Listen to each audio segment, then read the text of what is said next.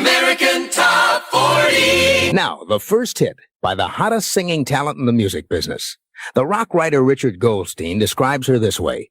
She's built like a cross between Mick Jagger and a Jeep. She just chugs along, cakewalk and jutting finger in a kind of silver shell and tight red pants, looking just a touch like Ethel Merman. But she's got very intense eyes that mean to please. End of quote. The young lady's name is Bette Midler. And during the past 2 years, you might have seen her on television with David Frost, Mervyn Griffin, Johnny Carson, or Mike Douglas. And if you got the impression that Bette's from New York, forget it. She's from Hawaii, born in New Jersey, but grew up on Oahu. Bette Midler, number 29 this week. Listen closely, and you can almost see those intense eyes that mean to please.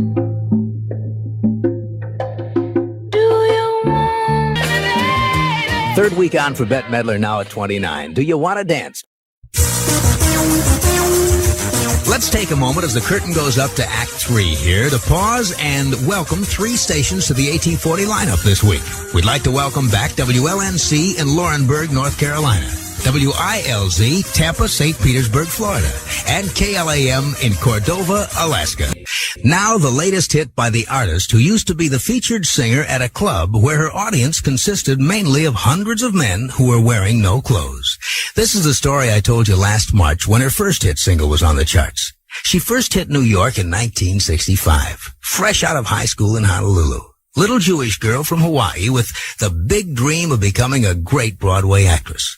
But before she came into her own, more than 6 years went by, during which time she sold ladies' gloves at a department store, sang in the chorus of Fiddler on the Roof, played one of Tevye's daughters, and bounced around small clubs in New York as a solo singer. Then, the owner of a well-known Manhattan Turkish bath and nightclub booked her into his place as the main attraction, where she sang to male customers who sat around wearing nothing but smiles and towels. Well, she was a smash, and when the network variety shows got wind of it, that's all she needed. At number 16 this week, here is Bette Midler. He was a famous trumpet man out Chicago way, and he's the boogie woogie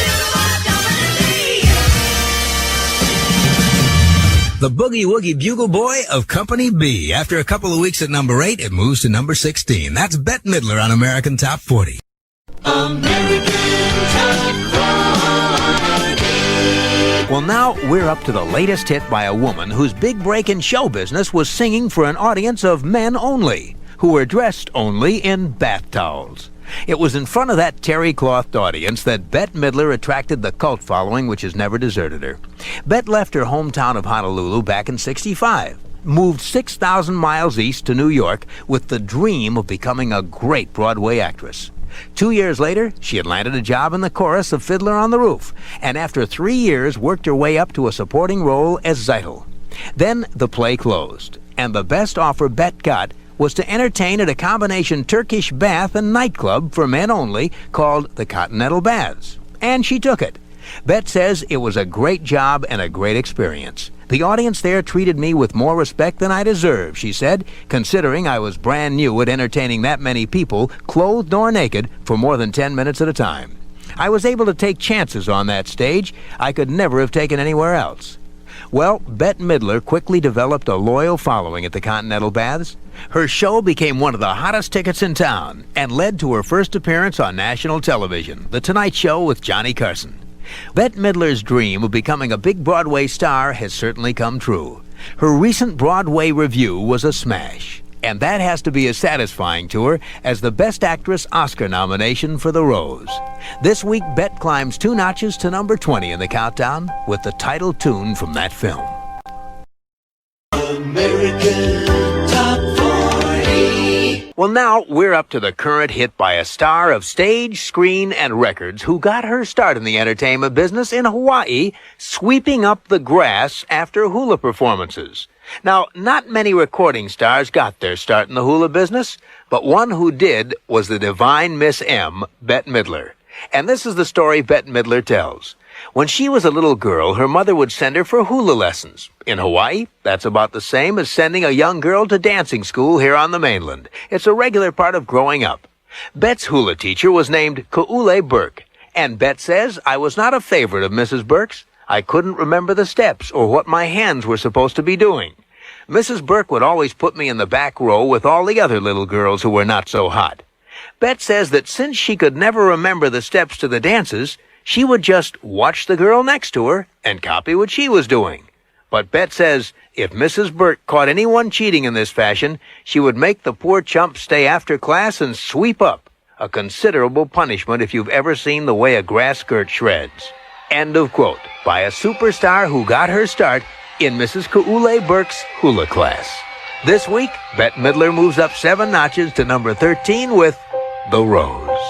Some say love, it is a river. Bette Midler on American Top 40, one of 5 female soloists in the countdown.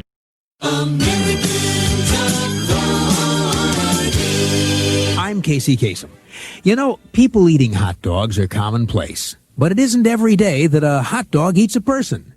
Well, one person that happened to was none other than the divine Miss M, Bette Midler. And here's Bette's story. When Bette was first starting out in show business playing club dates, she decided she needed something to set her apart from all the other newcomers. And that something, Bette decided, would be an outrageous set of costumes. So, for her opening show, Bette put together a mermaid costume and a Carmen Miranda-style costume featuring a giant hat made out of fresh fruit, and her favorite costume of all, a giant hot dog inside an immense bun. Well, it was the afternoon of her debut performance, and Bette Midler was trying on her costumes. She slipped into her hot dog, and it fit perfectly. Then, to her surprise, she found that she couldn't get out. The glue inside the newly made costume was still wet, and Bette's hair had stuck to it. Bette says that she was trapped inside that hot dog for 5 hours until her hairdresser showed up to snip her free. And Bette swears that since her experience of being devoured by that Frankfurter, she's never eaten another hot dog. This week, Bette Midler is in our countdown at number 4 with The Rose. American Top 40. I'm Casey Kasem. Now we're up to yet another AT40 tale of the rigors of the road. This is the story of a star of stage, screen, and recorded music who became so enraged before a performance that she almost electrocuted herself. That's what happened to Bette Midler a while ago when she was on tour in Sweden. It seems that in the town of Gothenburg, Bette had been booked to perform in an ice skating arena, an unheated ice skating arena, in the middle of the frigid Swedish winter. Well, when the divine Miss M saw where she was supposed to be performing in just a few hours, she threw a fit. She would have to run around that stage in her scanty costumes and sing her head off at temperatures well below the freezing mark? Well, according to Bette, she ordered her manager into the dressing room and started screaming at him. Why an ice rink? Why must I freeze like a match girl in the snow? Well, when her manager didn't respond, Bette says she reached behind her for something to throw at him. And that's the last thing she remembers. She says, when I came to half an hour later, they told me I was lucky to be alive. In reaching behind me for a weapon, I had stuck my finger directly into an electrical converter. At first, everyone thought I was dead. But Bette says that not only was she not dead, that night she put on a show that melted that ice rink into a wading pool. This week, Bette Midler is at number 3 on American Top 40 with the title song from The Rose. American Top 40. Well, we're up to the current hit by a woman who says that she grew up in a family that some people might consider a bit eccentric. Bette Midler grew up in one of the few Jewish families on the Hawaiian island of Oahu, surrounded by Samoans and Japanese families. But it wasn't the ethnic difference that made her family so unusual. According to Bette, her parents had a lot of colorful quirks, most notably their habit of collecting mountains of knickknacks and bric-a-brac. She claims that there were 35 lawnmowers left in various spots around the yard, and there were a dozen or more broken-down major appliances strewn around the lawn. And Bette says that at the center of all this chaos was her father, who was always busy trying to repair things. Bette says he's like Mr. Fix-It, Mr. Handyman, except he's not very good at it. One day the roof was leaking, so rather than hire a roofer, my father got up there with his tar paper. He didn't have a roller for it, so what does he haul up there? One of his lawnmowers. I came home one day, and there he was on the roof, mowing the shingles flat. End of quote. These days, Bette Midler lives in a loft in New York City, And we've received some highly reliable reports that she's done a pretty good job of filling that loft with her own knickknacks and bric-a-brac, collected from her many world tours as the Divine Miss M. Like father, like daughter. This week, Bette Midler is in the countdown at number 35 with the biggest hit of her career, The Rose. Casey's Top 40. I'm Casey Kasem. Now on our special countdown, here's a number one hit from a much more serious film. Bette Midler with the title song from the movie she starred in about a fallen rock star. It got her an Oscar nomination in 1980 for Best Actress. At number 37, this is The Rose. The Rose. Bette Midler with the title song from the movie that marked her screen debut as a dramatic actress. It's at number 37 as our survey of the top 40 movie hits of the 1980s rolls on.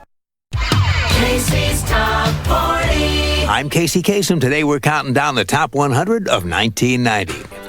Bette Midler rolls in at number 92 with a song about the things that separate us and the ties that bind.